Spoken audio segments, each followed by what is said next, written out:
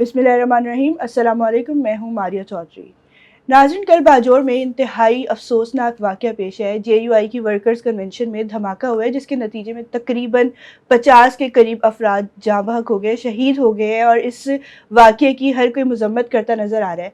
पाकिस्तान के हालात वैसे ही सही नहीं है, सियासी तौर पर भी ख़राब हैं, माशी तौर पर भी ख़राब है, और अब इस तरह की जो वाक़यात सामने आ रहे हैं कि इंसानी जानें भी महफूज नहीं हैं। इस वाक़ये की हर कोई मज़म्मत करता नज़र आ रहा है। इवन पाकिस्तान के जो दोस्त ममालिक हैं, उनकी तरफ से भी मज़म्मत होती नज़र आ रही है, और इस तरह के वाक़यात नहीं होने चाहिए। लेकिन जो भी हुआ काफ़ी अफसोसनाक था। अल्लाह ताला उन सब के जवारे रहमत में दर्जात बुलंद करे।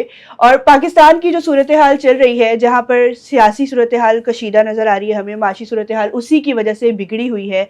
और ये सारे जो मामला हैं, अब हुकूमत ख़त्म होने वाली है, निगरान हुकूमत आने वाली है। निगरान हुकूमत में निगरान वज़ीर आज़म कौन होगा, मामलात किस तरह लेकर चले जाएंगे, इसी सब पर बात करने के लिए आज हमारे साथ मौजूद हैं पाकिस्तान डेमोक्रेटिक पार्टी के प्रेसिडेंट बशारत मिर्ज़ा साहब। उनसे बात करते हैं और जानते हैं कि वो सारी सूरत हाल को किस तरह से देखते हैं। अस्सलाम वालेकुम सर, बहुत बहुत शुक्रिया कि आपने प्रोग्राम में हमें ज्वाइन किया। सर, ये बताइएगा कि निगरान हुकूमत आने वाली है, और अपोजिशन लीडर राजा रियाज की तरफ से कहा जा रहा है कि हम 3 नाम अभी देंगे, जिसमें बिजनेसमैन भी हो सकते हैं, पॉलिटिशियन भी हो सकते हैं, और भी लोग हो सकते हैं, और उस पर तजवीज़ की जा रही है, और उस पर जो GDA है उसको भी शामिल किया जाएगा उस सजेशन में, और जमात इस्लामी को भी उस चीज़ में शामिल किया जाएगा। यानी कि एक प्रॉपर बातचीत करके फिर निगरान वज़ीर आज़म का नाम तजवीज़ किया जाएगा। और दूसरी तरफ खबरें आ रही थी कि इसहाक डार साहब को निगरान वज़ीर आज़म बनाया जाएगा, जो अब कहा जा रहा है कि नहीं, इस पे तो कोई बातचीत हुई नहीं थी, इसहाक डार साहब का नाम तो किसी ने दिया ही नहीं था। तो आप क्या समझते हैं कि ये जो कुश्ती चल रही है, नूरा कुश्ती जिसे हम कहते हैं, तो इससे किस तरह कोप अप हुआ जा सकेगा? जब एक प्लेटफॉर्म पे कोई इकट्ठा होने को तैयार ही नहीं है, तो मुल्क का आखिर क्या बनेगा? बहुत शुक्रिया मारिया साहिबा। लेकिन सबसे पहले तो मैं भी चाहता हूँ कि कंडोलेंसेस करें। इतना बड़ा वाक़या हुआ है पाकिस्तान में, और 40 से 50 इंसानी जानें जो हैं वो जाँ बहक हुई, शहीद हुई। और इस दहशतगर्दी से पाकिस्तान ने एक तवील अरसे से, लेकिन हमारी कौम एक तवील अरसे से इस दहशतगर्दी का शिकार है, और इसमें बूढ़े, बच्चे, जवान, ख़वातीन, मतलब हज़ारों लोग शहीद हो गए।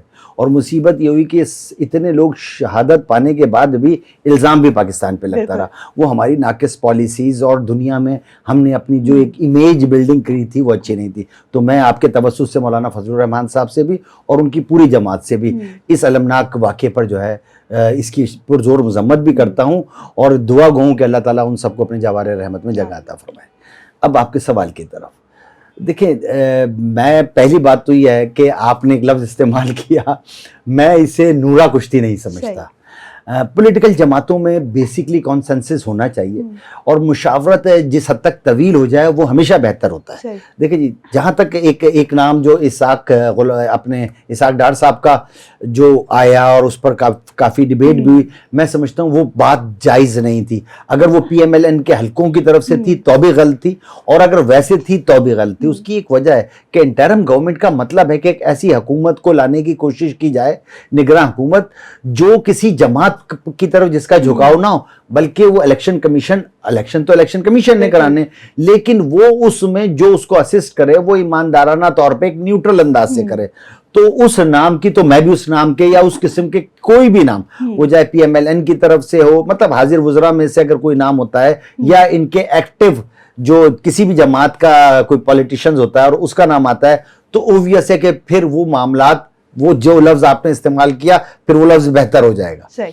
जहाँ तक ये है कि हाँ, सबसे मुशावरत बिल्कुल होनी चाहिए, और मुशावरत करके मैं समझता हूँ कि एक ऐसा नाम की तरफ जाना चाहिए जो पूरे पाकिस्तान में तमाम पॉलिटिकल जमातों को, मैं जब तमाम पॉलिटिकल जमातें कर रहा हूँ तो मैं उस जमात का भी जिक्र कर रहा हूँ जो इस वक्त इस सारी दौड़ में नज़र नहीं आ रही, मतलब PTI को भी एक्सेप्टेबल हो, वो तमाम जमातों को एक्सेप्टेबल होना चाहिए। लेकिन वो, या कम से कम ऐसा नाम होना चाहिए जिस पर अगर मैं चाहूँ भी तो खामखाई बहुत ऑब्जेक्शन ना कर सकूं।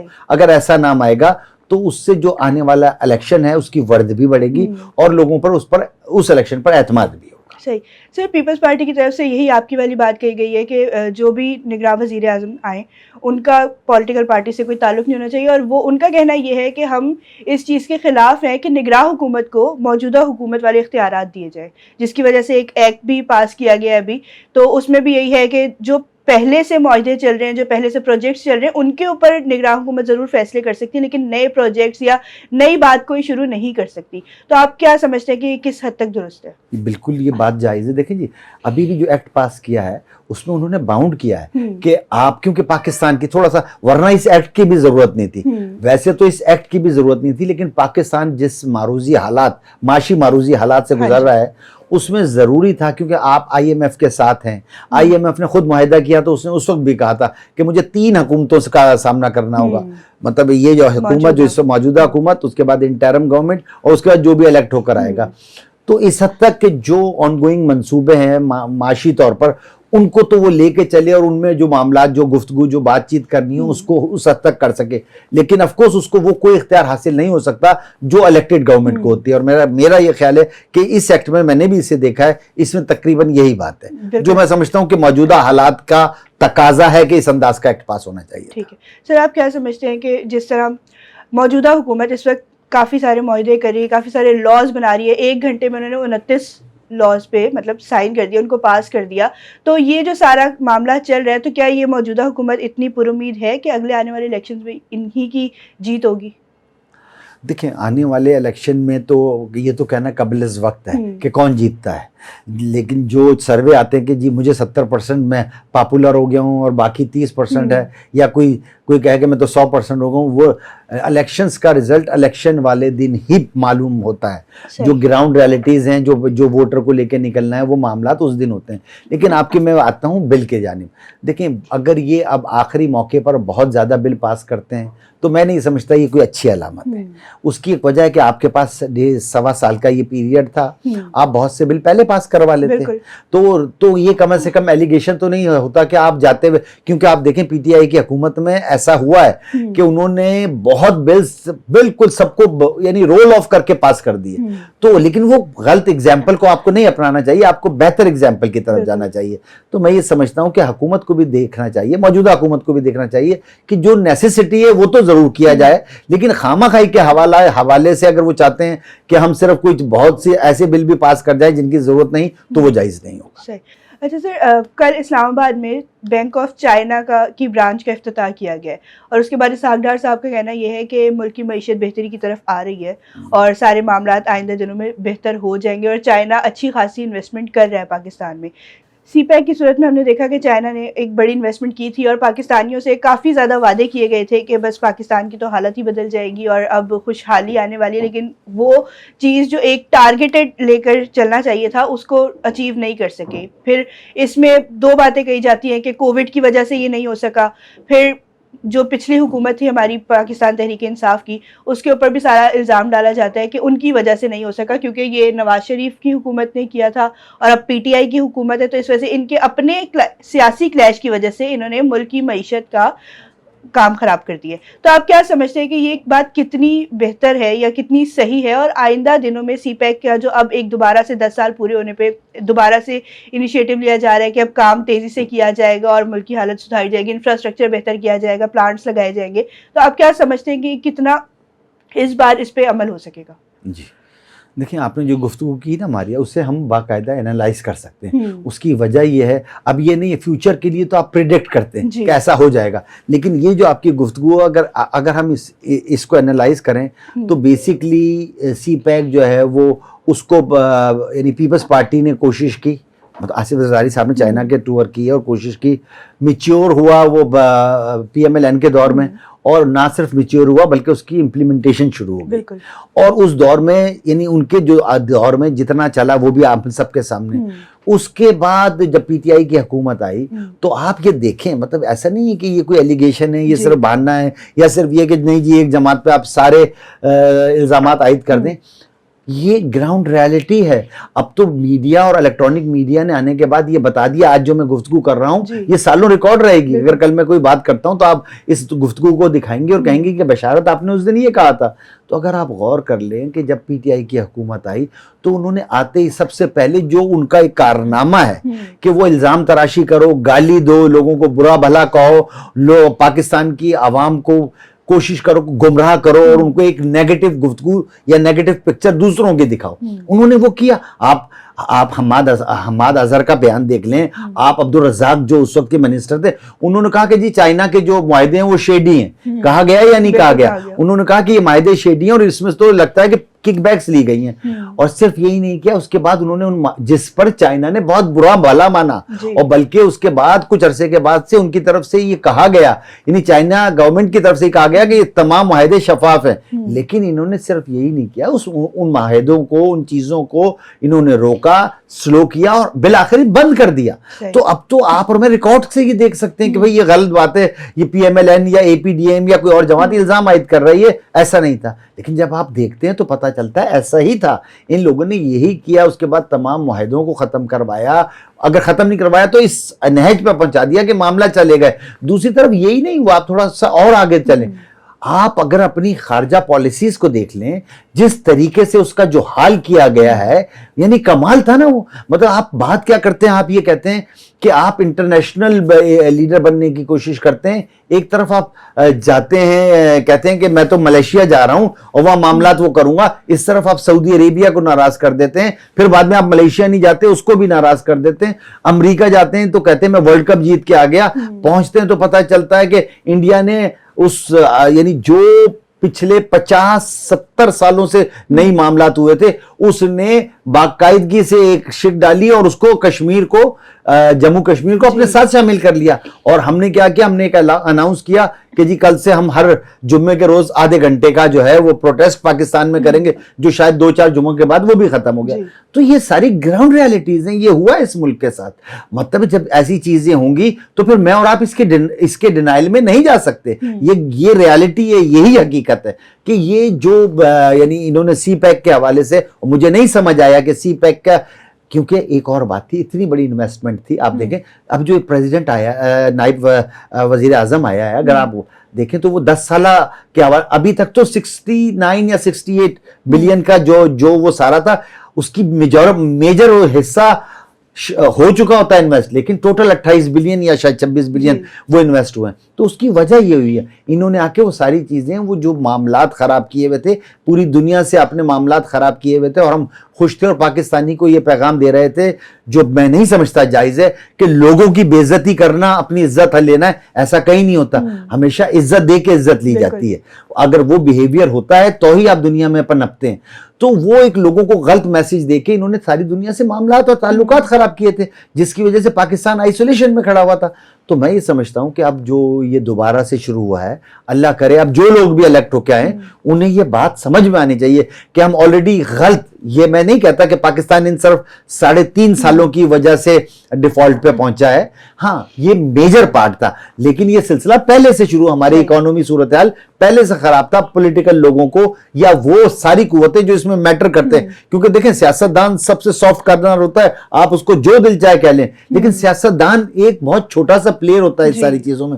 اس میں کیا کہوں, یہ 4 پلر یا 3 پلر اس میں جو ہیں, باقی جتنے پلیئر ہیں وہ زیادہ پاورفل بھی ہیں اور زیادہ ایکٹیو رول بھی ادا کرتے ہیں. تو اگر پولیٹیشینز کو ان کا رول ادا کرنے دیا جائے, آپ یقین کریں پاکستان کے معاملات بہت بہتری کی طرف جا سکتے ہیں. سر بہت سارے لوگوں کا کہنا یہ ہے کہ جو ہمارے پولیٹیشین ہیں وہ پالیٹکس صحیح نہیں کر رہے, تو جو حکومت آنی چاہیے اس میں پولیٹیشینز کا عمل درآمد نہیں ہونا چاہیے. آپ بزنس مین کو وہ دے دیں, ٹیکنوکریٹس جو ہیں ان کے حوالے کر دیں ملک, یا معیشت والی سائڈ جو ہے وہ بزنس مین اور ٹیکنوکریٹس کے حوالے کر دیں تاکہ ملک بہتری کی طرف جا سکے. کیونکہ جو پولیٹیشین ہے, جو ایک سیاستدان ہے, وہ معیشت کو نہیں سمجھ سکتا. تو آپ کیا سمجھتے ہیں کہ اس میں کتنی صداقت ہے؟ ہاں دیکھیں, میں آپ کو یہ آپ انٹرم گورنمنٹ کی نہیں کہہ رہی بلکہ پرماننٹ سولوشن کے طور پہ کہہ رہی ہیں. ٹھیک, میں آپ سے عرض کروں, دیکھیں ہمارے ملک میں اب آپ آ جائیں, اچھی بات یہ کہ اس ملک میں تمام تجربات ہو چکے ہیں. اگر آپ غور کر لیں تو اس ملک میں 4 دفعہ مارشل لا لگ چکا ہے, اور وہ مارشل لا 10 11 سال چلا ہے, اور اس میں ون مین, اور جو وہ چاہتا تھا وہی آئین تھا, وہی قانون تھا, وہی قاعدہ تھا. آپ غور کر لیں اس نے ملک کو کتنی ترقی دے دی, اس نے ملک کو کس حالت پہ لے گئے. پھر یہی نہیں, پھر انہوں نے کوشش کی کہ ٹیکنوکریٹ اور معیشت کا نام پر جاننے والوں کو لائیں اور وزیر اعظم بنا دیں. تو آپ ان کو دیکھ لیں, شوکت عزیز کو بنایا گیا تھا وزیر اعظم یا نہیں بنایا گیا تھا, ملک میں کتنی بہتری آ گئی تھی. آپ اگر غور کر لیں, اس سے پہلے ایک بلیک وائس رائے بھی آیا تھا, بے شک وہ الیکشن کے لیے آیا تھا, معین قریشی, وہ بھی بہت بڑا اکانومسٹ تھا, دیکھیں ملک میں آپ کو ایک اور بات بتاؤں, پوری دنیا میں جو پالیٹیشینز آتے ہیں وہ سب اکانومسٹ نہیں ہوتے, لیکن ان کی معیشت بہت ترقی کر رہی ہوتی ہے.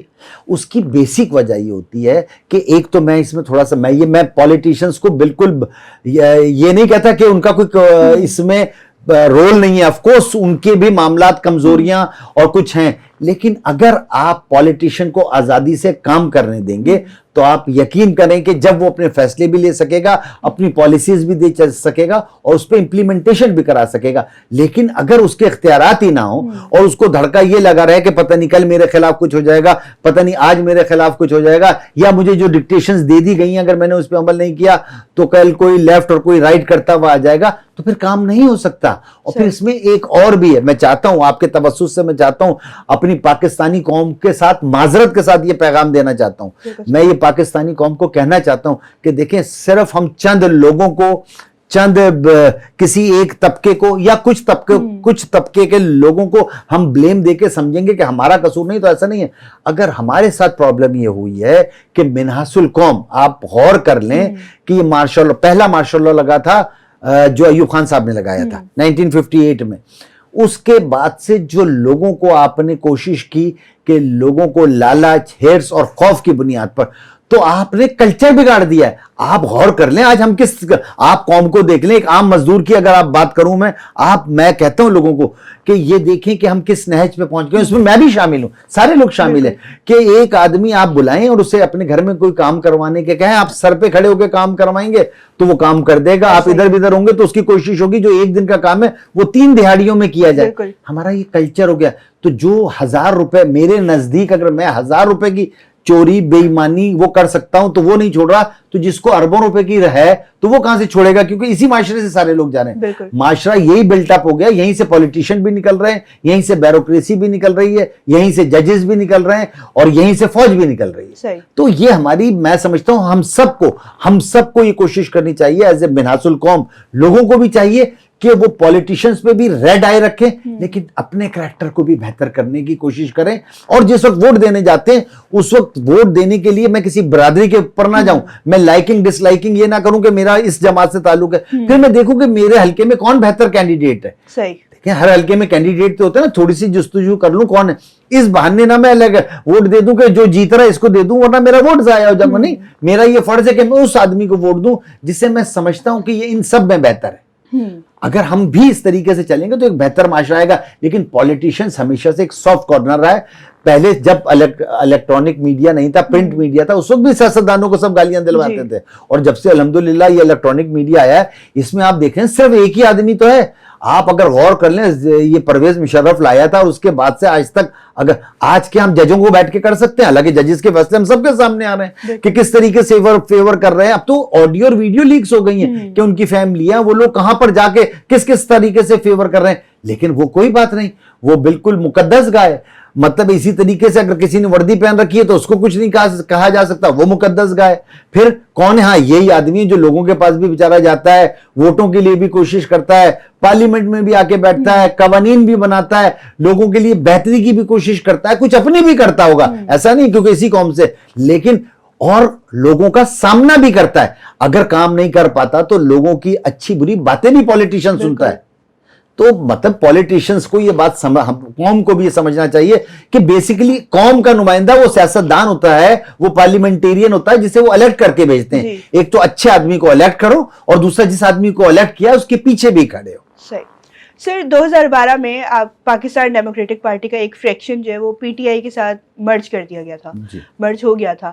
تو آپ نے مجھے بتایا کہ آپ کا جو فریکشن تھا وہ مرج نہیں ہوا تھا, انہوں نے مخالفت کی تھی اس چیز کی کہ ہم الگ سیاست کریں گے اور ہم ان کے ساتھ سیاست مل کے نہیں کریں گے. تو اس کی کیا وجہ تھی؟ جی میں عرض کرتا ہوں. دیکھیں جس وقت یہ پی ٹی آئی بن رہی تھی, ہمیں اس وقت بھی اس کے بننے کے معاملات بھی سارے ہمیں پتہ چل رہے تھے. دھڑا دھڑ لوگوں کو شامل کروایا جا رہا تھا اور لوگ شامل ہو رہے تھے. دونوں چیزیں تھیں, میں ایک اینڈ پہ نہیں بات کرتا. تو اس وقت ہماری جماعت میں بھی یہ معاملات آئے اور نوابزادہ منصور احمد خان ہماری جماعت کے صدر تھے اس وقت, نوابزادہ نصر اللہ خان صاحب کے صاحبزادے ہیں منصور احمد خان. تو ان کے پاس سے پہلے تو ایکچولی ہوا یہ تھا کہ جو پہلی گفتگو تھی, میں آج آپ شاید پہلی دفعہ بریک کر رہا ہوں اس بات کو آپ کے اس چینل پہ, کہ وہ ہوا یہ تھا کہ ہم ایک الائنس بنا رہے تھے کہ اس الائنس میں شامل ہو کے, کیونکہ اس وقت پی ٹی آئی بہت بڑی جماعت نہیں تھی, تو یہ تھا کہ عمران خان صاحب سے 2-3 ان کے لوگوں سے میٹنگز ہوئی تھی, اور اس سے حوالے سے تھا کہ عمران خان صاحب باہر جانا تھا, اور باہر سے واپس آنے کے بعد کہ جماعتیں مل کے ایک الائنس بنائیں گی, اور پھر اس الائنس کے تحت ہم جدوجہد کریں گے, کیونکہ ملک میں مارشل لاء تھا. تو یہ وہ معاملات اس حوالے سے چل رہے تھے. لیکن ہوا کیا کہ جب خان صاحب واپس آئے, ہماری جماعت میں بہت سے لوگوں کا یہ خیال ہوا, اور منصور خان صاحب کو انہوں نے اس بات پہ کنونس کیا کہ ہم اپنی جماعت کو پی ٹی آئی میں شامل کر لیتے ہیں. اچھا, اس میں چونکہ جب ہماری سینٹرل ورکنگ کمیٹی کی میٹنگ ہوئی تو اس میں جو سندھ کے اور باقی دوست اور میں, ہم سب نے اس فیصلے کی مخالفت کی. ہم یہ سمجھتے تھے کہ اگر ہم نے اپنی پالیٹکس کرنی ہے تو ہم اپنی پاکستان ڈیموکریٹک پارٹی کے نام سے کریں, اور اس حوالے سے کریں تاکہ صحیح بات کہنا چاہتے ہیں اپنی جماعت کے حوالے سے کریں. لیکن وہ بہرحال وہ اس وقت ایک فرکشن ہوئی, اور کچھ لوگوں نے ہماری پارٹی کے کوئی آدھے سے کچھ زیادہ لوگوں نے, جو پنجاب کا ایک بڑا دھڑا تھا, انہوں نے یہ فیل کیا کہ نہیں جائیں گے. کوئی 2-3-4 مہینے اس پہ نیگوسیشن ہوئی, اور بالآخر وہ لوگ شامل ہو گئے, اور ہم نے ریزسٹ کیا, اور ہم نے کہا کہ نہیں, ہم پاکستان ڈیموکریٹک پارٹی کے حوالے سے ہی اسٹرگل کریں گے, ہم پی ٹی آئی میں نہیں جائیں گے. اس وقت ہم نے کہا کہ اگر جانا ہے تو اور بھی جماعتیں پھر بیٹھ کے ڈسکشن کرتے ہیں, اور اس چیز کو اوپن کرتے ہیں کہ بھئی کہاں جانا چاہیے. لیکن وہ بات نہیں ہو سکی, اس وجہ سے ہم شامل نہیں ہوئے, وہ دھڑا شامل ہو گیا. اور اس کے بعد پھر جو باقی لوگ تھے, جو سندھ سے تھے, پنجاب کے کچھ لوگ تھے, کے پی کے کچھ دوست تھے, بلوچستان کے تھے, ہم سب مشورہ کیا, اور اس کے بعد پھر ہم نے کہا کہ نہیں, ہم اس پارٹی کو چلائیں گے. اور پھر ان سب نے مل کے مجھے پریزیڈنٹ چنا, اور اس کے بعد سے میں پاکستان ڈیموکریٹک پارٹی کا پاکستان کے پریزیڈنٹ کے طور پر. سر, سیاست پہ بات ہوگی, معیشت پہ تھوڑی سی بات کر لیں, کیونکہ پاکستان کی معیشت کا بھی کافی زیادہ برا حال ہے. پچھلے دنوں تک ہم یہ باتیں بھی سن رہے تھے کہ پاکستان ڈیفالٹ کر جائے گا, لیکن پھر وہ IMF سے معاہدہ ہو گیا, اور سارے معاملات بہتری کی طرف کہا جا رہا ہے کہ آ رہے ہیں. لیکن آپ کیا سمجھتے ہیں, کیونکہ ایک چیز بالکل 1 منٹ میں یا 1 دن میں خراب نہیں ہوتی, اس کو خراب ہونے کے لیے بھی وہ سسٹم پورا جو ہے نا خراب ہو رہا ہوتا ہے, پھر جا کے پتہ چلتا ہے, سامنے آتی ہے بات کہ یہ خراب ہو گئی ہے.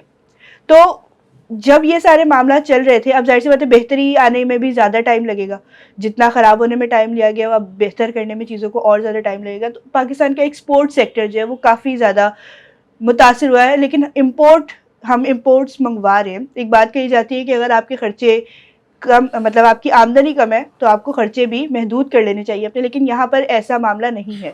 ابھی IMF سے ہمیں ایک قرضے کی قسط بھی ملی ہے, لیکن اس پہ بھی بہت ساری جگہوں پہ یہ بھی کہا جا رہا ہے کہ یہ بھی جو کام کرنا چاہیے, جو پاکستان کی معیشت کو بہتری کی طرف لانا چاہیے, اس طرف نہیں استعمال ہوگا, یہ اپنے جو ہے نا مطلب کھا لیا جائے گا ایک طرح سے, جو ہمارے سیاستدانوں کے بارے میں بات مشہور ہے.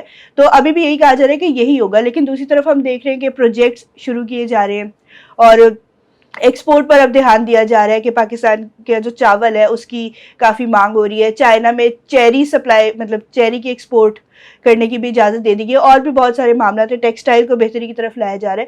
لیکن ایک بات ہوتی ہے کہ آپ کی جو مہنگائی ہے, مہنگائی کافی زیادہ ہے. آپ کی بجلی, آپ کی گیس, آپ کو اپنا انڈسٹریل سیکٹر چلانے کے لیے ان 2 چیزوں کی بہت زیادہ ضرورت ہوتی ہے, اور یہی دونوں چیزیں بہت زیادہ مہنگی ہیں, اور دن بہ دن ہم دیکھ رہے ہیں کہ مہنگی ہوتی بھی جا رہی ہیں.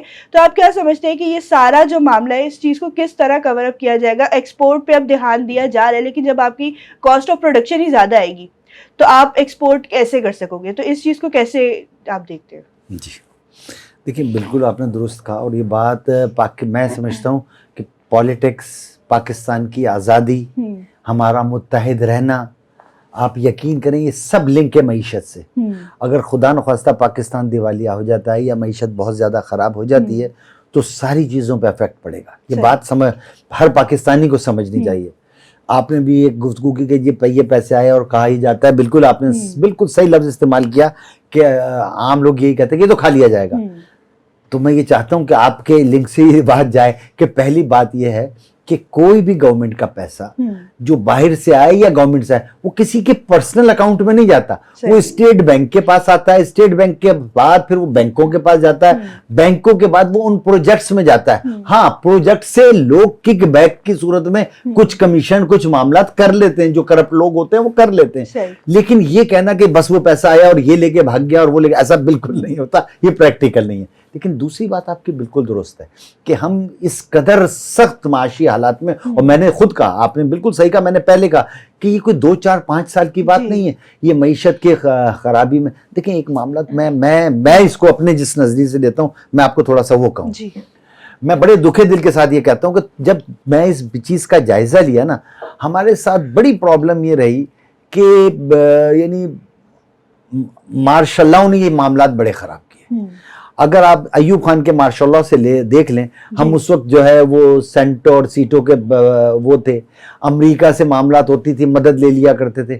یہ اس چیز نے, اور پھر اس کے بعد ضیاء الحق صاحب آئے, پھر افغان وار آ گئی, ہم نے اور کچھ نہیں کیا افغانیوں کے معاملات پہ, ویسے جو ہے نا وہ ہمیں چند بلین ڈالر مل جاتے تھے. تو اس وجہ سے ہوا کیا کہ ایز اے نیشن, میں آنیسٹلی اسپیکنگ بتاتا ہوں کہ ایز اے نیشن اور ایز اے گورنمنٹ ہم نے کبھی کمانا سیکھا ہی نہیں. ہم نے صرف مانگنا, مدد لے لینا.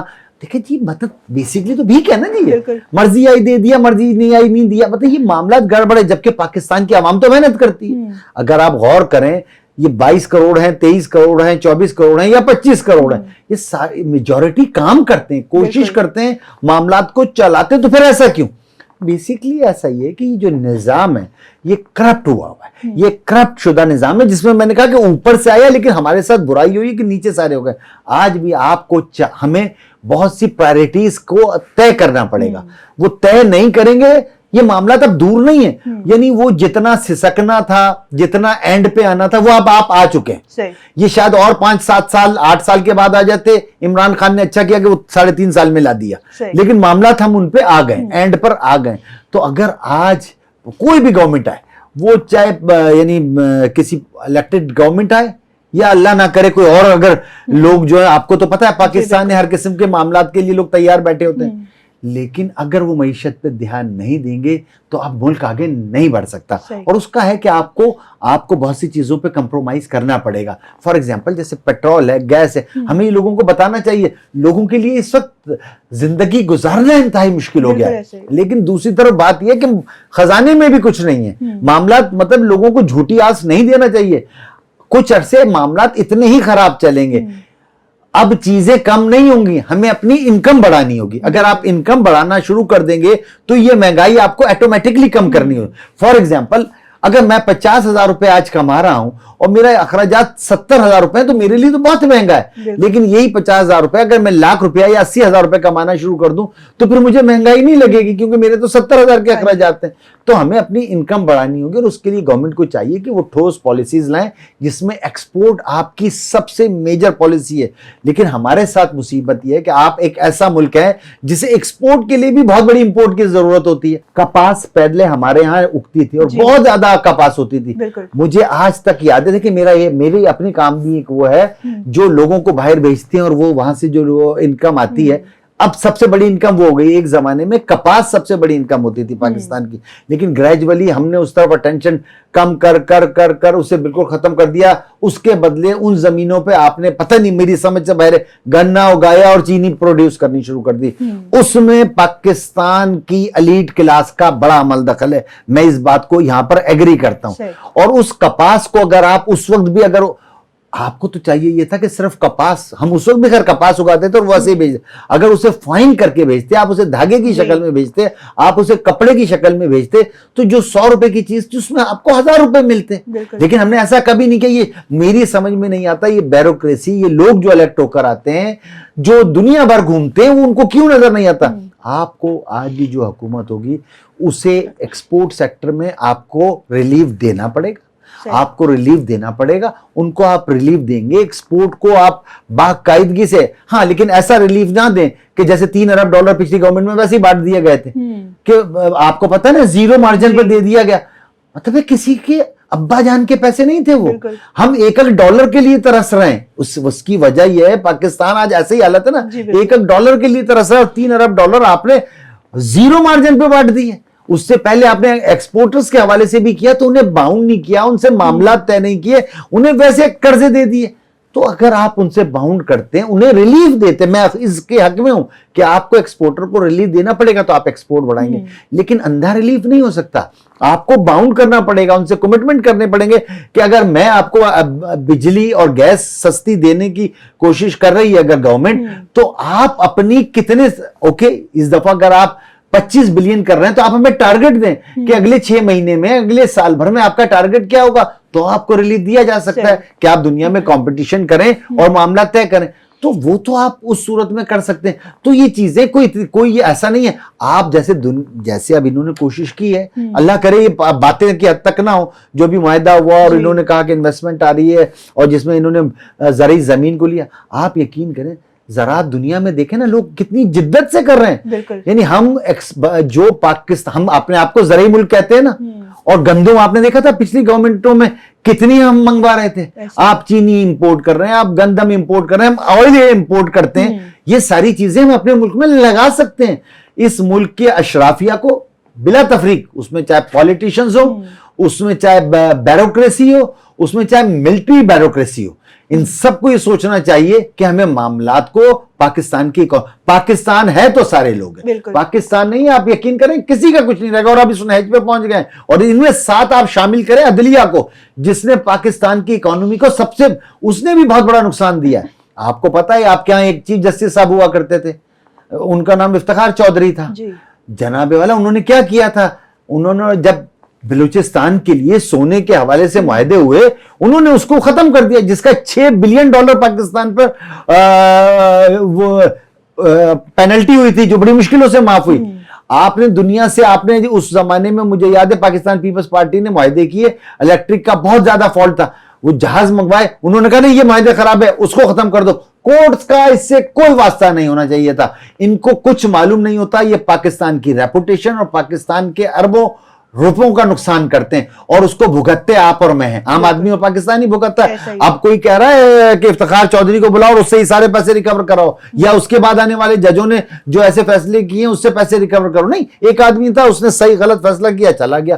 تو میں سمجھتا ہوں ان معاملات کے لیے اب آپ کو دیکھنا پڑے گا. اور اب جو انہوں نے جو اب یہ کہہ رہے ہیں کہ یہ اٹینشن بنایا, اور جو آپ کا سوال بھی تھا کہ اس جانب اگر یہ واقعی کوشش کرتے ہیں تو آپ یقین کریں, میں آج بھی کہتا ہوں پوٹینشل ہے پاکستان میں, بہت پوٹینشل ہے. اللہ نے ہمیں ہر چیز دی ہے, صرف ایک آپ اور میں تو لوگوں کو اب کہتا ہوں کہ یار یہ دعا بھی کرو کہ کردار اور دے دے. یہ معذرت کے ساتھ پاکستان میں کردار ختم ہو گیا.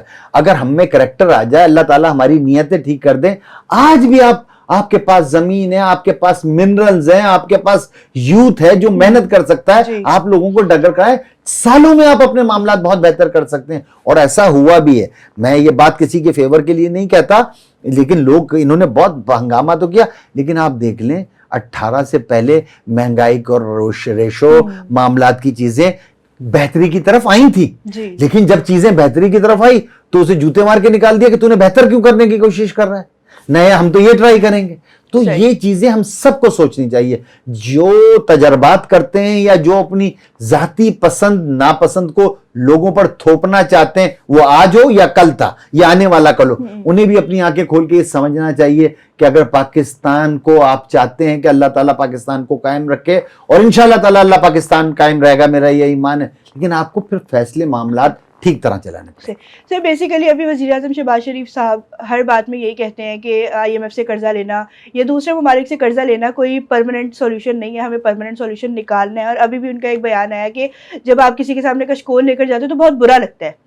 تو ان کی جو پالیسیز ہیں وہ ہم دیکھ رہے ہیں کہ بہتری کی طرف جا رہی ہیں, لیکن اگر حکومت کوئی دوسری آ جاتی ہے تو جو بہت چانسز ہے, جیسے آپ نے کہا کہ وقت سے پہلے ہم پریڈکٹ نہیں کر سکتے کہ آنے والی حکومت کس کی ہوگی, تو اگر ایسا کچھ ہو جاتا ہے تو آپ کو کیا لگتا ہے کہ ملک بہتری کی طرف آ سکے گا یا اور ڈاؤن فال کا شکار ہوگا؟ دیکھیں یہ تو ایک پریڈکٹ یہ کہ پہلے تو کس حکومت کی ہم بات کر رہے ہیں, آنے والی. ہاں میرا آنے والی کون سی حکومت, ایک اور بات ہے, میں یہ عرض کروں, میں اسی حوالے سے کہہ رہا ہوں کہ مجھے نہیں پتا کس کی حکومت آئے گی فی الحال. لیکن دیکھیں اگر حکومت آتی ہے, میں ایک بات یہ ضرور ہے کہ وعدے وعید تو سارے پولیٹیشنز آ کے کرتے ہیں, لیکن اس پہ اگر عمل نہیں کریں گے, کوئی کہے کہ لیکن جو ریالٹی ہے وہ لوگ قوم کو بتانی چاہیے, اور قوم مانتی ہے کہ یہ جائز بات ہے, یہ بوجھ ہم نے اٹھانا ہے. لیکن اٹھانا یہ نہیں ہے کہ اس بوجھ کو میں ایسے اٹھاؤں گا کہ آپ بوجھ اٹھائیں اور میں عیاشیاں کروں گا, نہیں, میں آپ کے ساتھ ہوں اور یہ سارے معاملات کروں گا.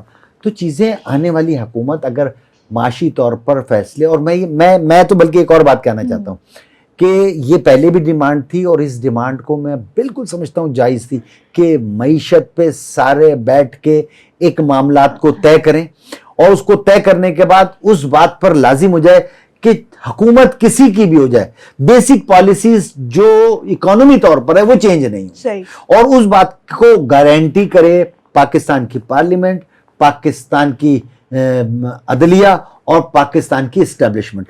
معاملہ چینج نہیں ہوں گے، چلیں گے ویسے. صحیح. بہت بہت شکریہ سر، آپ نے ہمیں پروگرام میں جوائن کیا.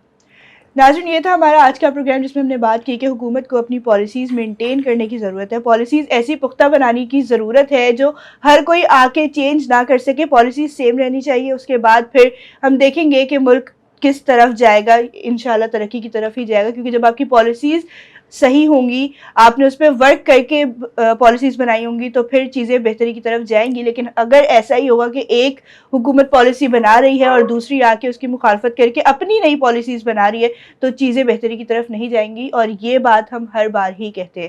اور دوسری بات یہ کہ یہاں پر سب کو اپنا اپنا کام کرنے کی ضرورت ہے.